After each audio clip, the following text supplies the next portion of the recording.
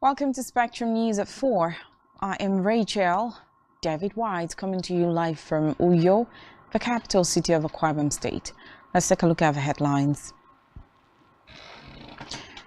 Federal government declares Monday public holiday. Court stops Akeredolu from installing monarch in Alade Idanre. Plus, China flag.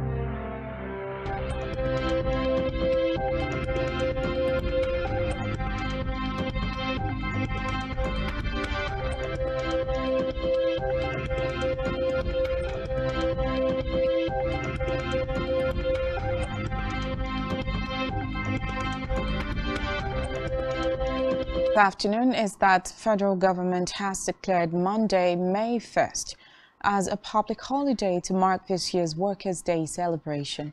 The Minister of Interior, Ralph Aregbesola, met the declaration on behalf of the federal government.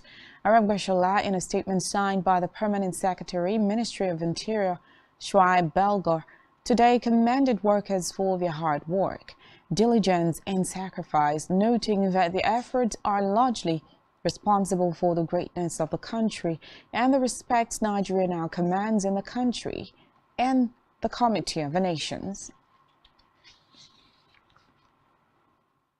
Meanwhile, the federal government will be meted out to violators. The Chairman Task Force and Inspectorate Quota Administration Nigeria, under the Ministry of Interior, Bola Ilori, said this to newsmen after he led a delegation on an inspection of some companies in Rivers State at present in the country. He stressed that for every expatriate that comes into the country, 2 Nigerians must be employed to understudy them. Reports say expatriate quota is an approval granted to companies by the government to allow them to engage foreigners with technical competence in areas that may not be readily available in the country for a given period. It said the Nigerian Air Force, NAV, APs and other airlines have received clearance to fly to Egypt. The Ministry of Foreign Affairs spokesperson, Janet Olisa, noted that the NAV C-130H is scheduled to leave Abuja today to commence the airlifting of the evacuees. The government also added that arrangements are being concluded to airlift all Nigerians that have already escaped on their own to safety in other countries neighboring Sudan. Elsewhere, the Executive Director and Chief Executive Nigerian Export Promotion Council (NEPC), Ezra Yakusak, says the council non-oil product export amounted to $1.34 billion in the first quarter of the year, representing an increase of 8.50% over the $1.24 billion recorded in the corresponding quarter of 2022.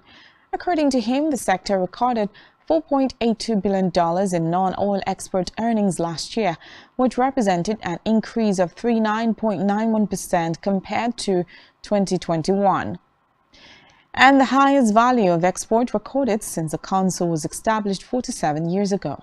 Yakusak added that the disbursement of 308.45 billion naira worth of promissory notes to 199 exporting companies under the Export Expansion Grant scheme had commenced. Meanwhile, the federal government damage from the flooding of 2022 and to provide relief for affected persons and states.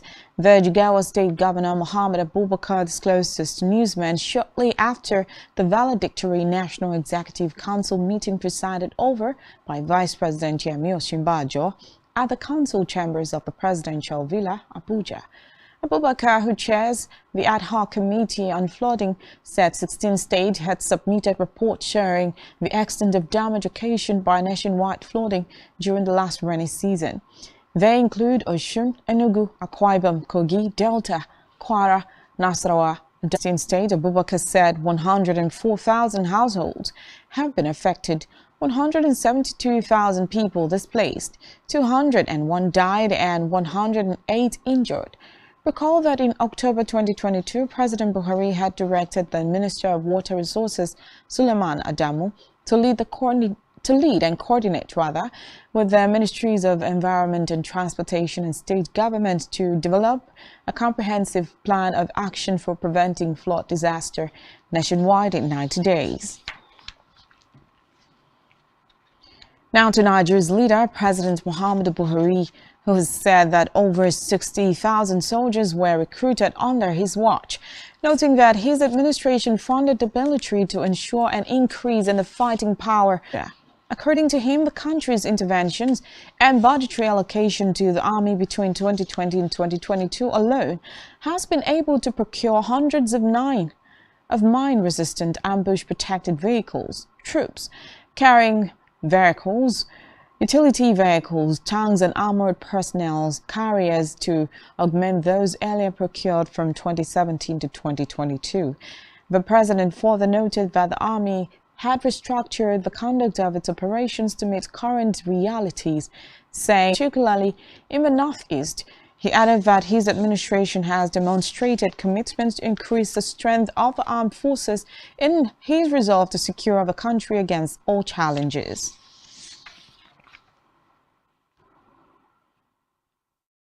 With a significant improvement in the fighting power as a result of the procurement of equipment and mission-specific training, the Army was empowered to rejig its operations. Accordingly, the Army has restructured the conduct of its operations to meet current realities.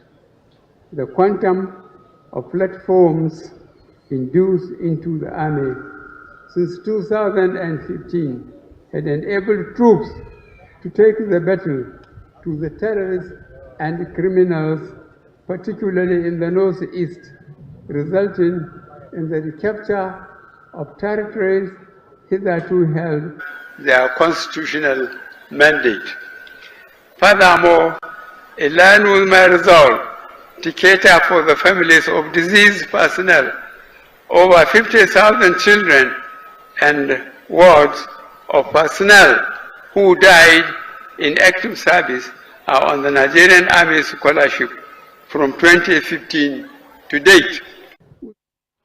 In another development, the Vice President Yemi Osinbajo is set to depart Abuja for Nairobi, where he will participate in the 2023 MO. Just said the Vice President was expected to be one of the guest speakers at the forum.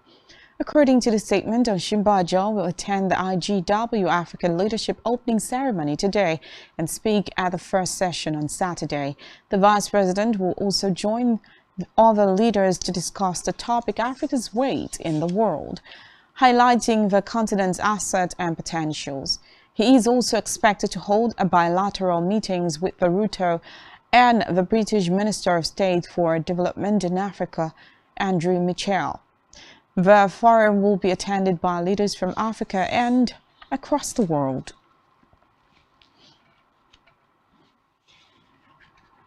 Moving now to judiciary, where the Ondo State Aster Aladekun of Alade Idanre community in Idanre local government area.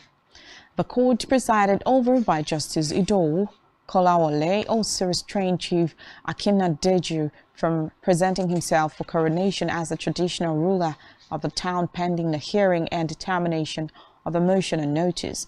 There haven't been protests in Alade Idanre over a large plot to impose what they termed stranger as the next king of the community by officials of the State Ministry of Local Government and Chieftaincy Affairs.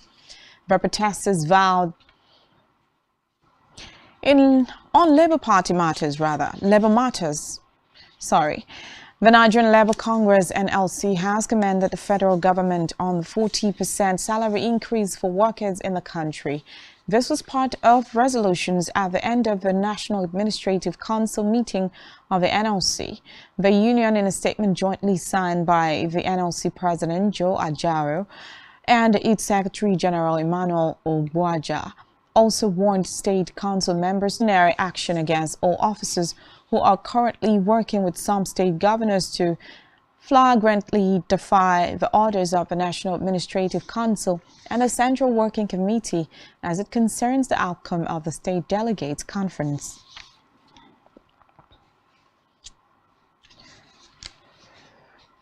On security, the Chief of Defense Staff, General Lucky Irabo, has said national security in Nigeria is complex, noting that the security situation in the country requires a multifaceted approach from all sectors of the society.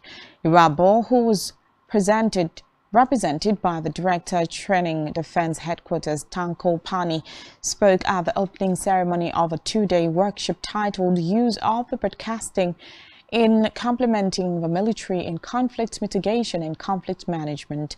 The defense chief noted that an all-of-society approach is required to end the insecurity bedevailing the country. He highlighted some security challenges faced by the country in the past decade, unreported phishing, cyber crimes, amongst others.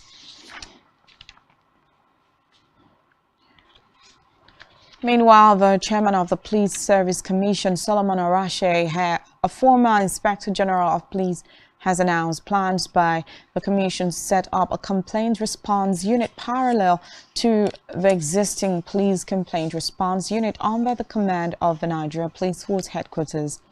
Arashe made this known during separate meetings with officials of a civil society organization, Clean Foundation, and the national leadership of the Nigeria Union of Journalists in Abuja.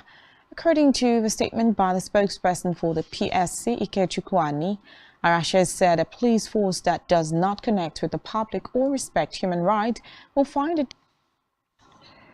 In education, a total of 364 blind candidates are to sit for the 2023 Unified Tertiary Matriculation Examinations in 11 centers across the nation. Re-examination in Abuja commended the JAMB registrar Ishaq Oloyede for the special arrangement for his category of Nigerians, saying the goal of the Oloyede-led JAMB was to ensure that no eligible Nigerian is prevented from taking the UTME regardless of disability.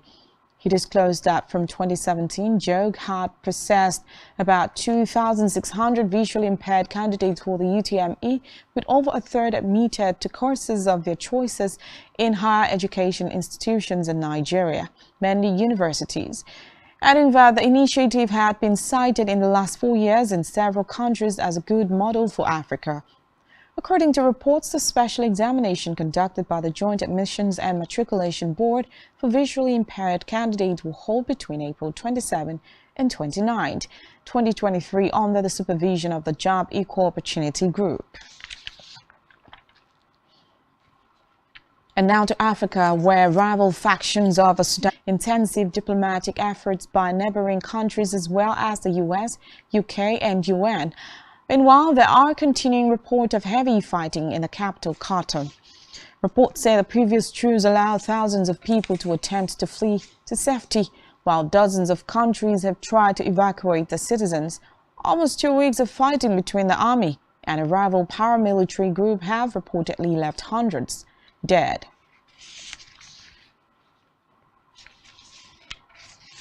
Meanwhile, UK says Giles Lever, its ambassador to Sudan, has been relocated to neighboring Ethiopia after it temporarily closed its embassy in the conflict-riven East African country.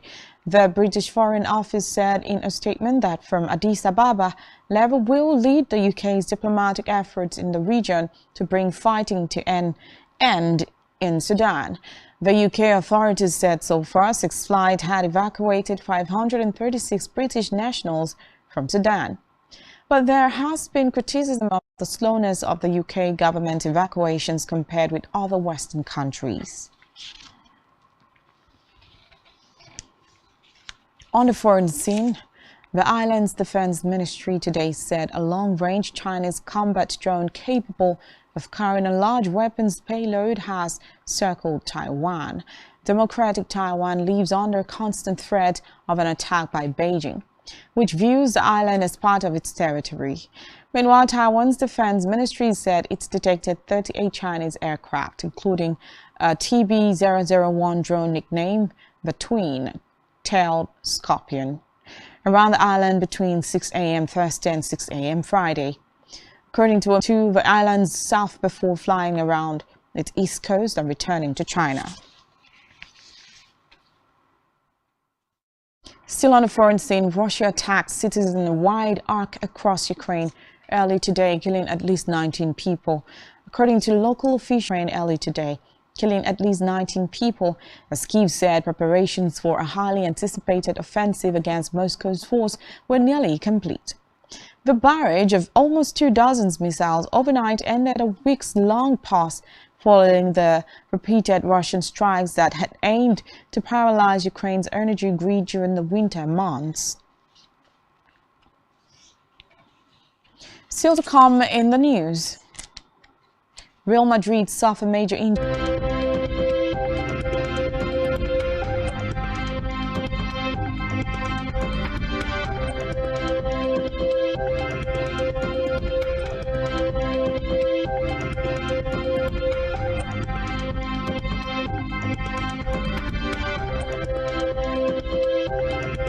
On our business news, the president of the Chartered Institute of Taxation of Nigeria, Adesina Adedayo, has said that Nigeria needs the right tax and fiscal policies to develop economically.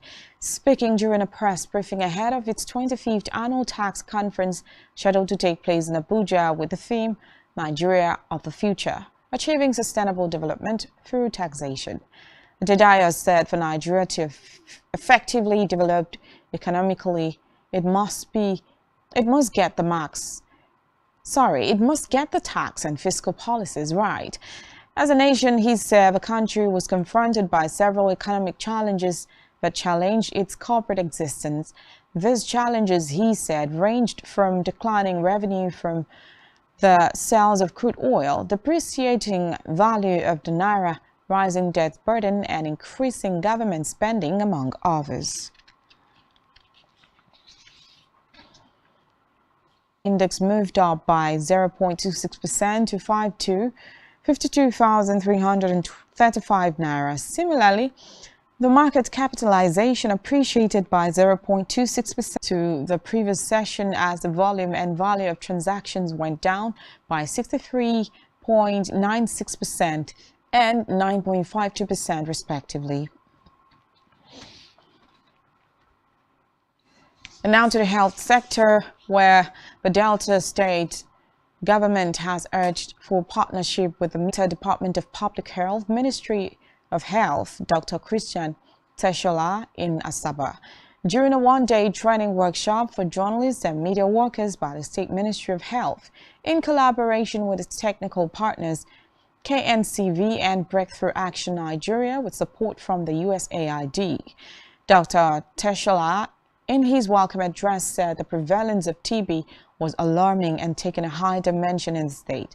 He noted that there was an urgent need to mobilize committed efforts of all stakeholders to spread awareness and educate the people on the likely dangers posed by the airborne disease. He said that TB, if detected early, was treatable, but for ignorance and lack of awareness, many suffer and die from the disease. Dr. Teshola said the campaign against TB must be intensified if positive results must be achieved. He expressed the state's government's displeasure over poor attitude of the people in utilizing public health facilities in the state. According to him, most people shy away from undergoing tests and treatment regimen that would aid in early detection and check the spread of the disease. In the meantime, the Anambra state government says malaria-related under-5 death rate has reduced from 77.8% to in Awka at a news conference.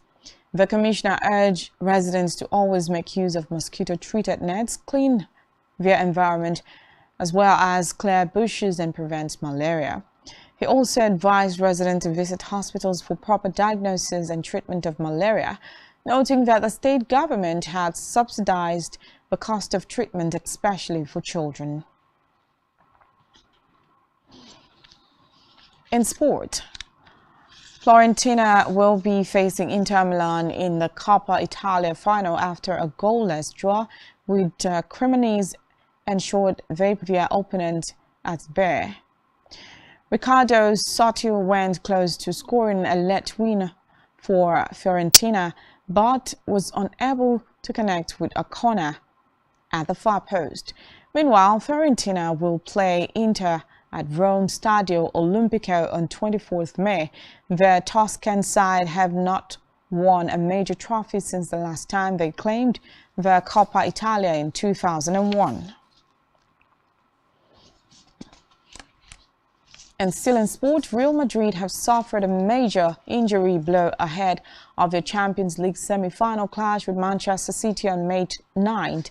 Real Madrid midfielder Luka Modric suffered a hamstring injury in his left leg. The Croatian international came off against Girona on Tuesday and immediately had ice applied to his thigh after experiencing significant pain.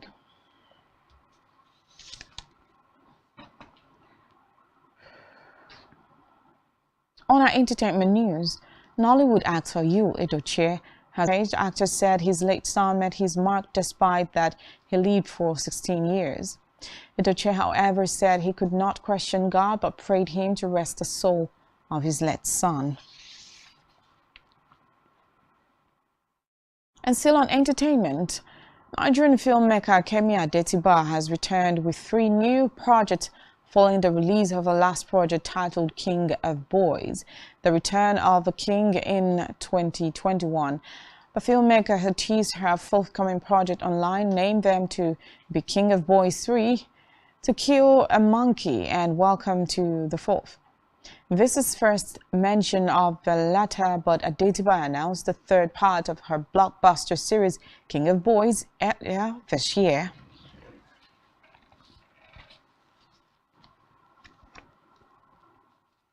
And that is all we have for you at this time. Do ensure to follow us on social media and subscribe to our YouTube channel, all of which you can find on our website, spectrumtv.ng.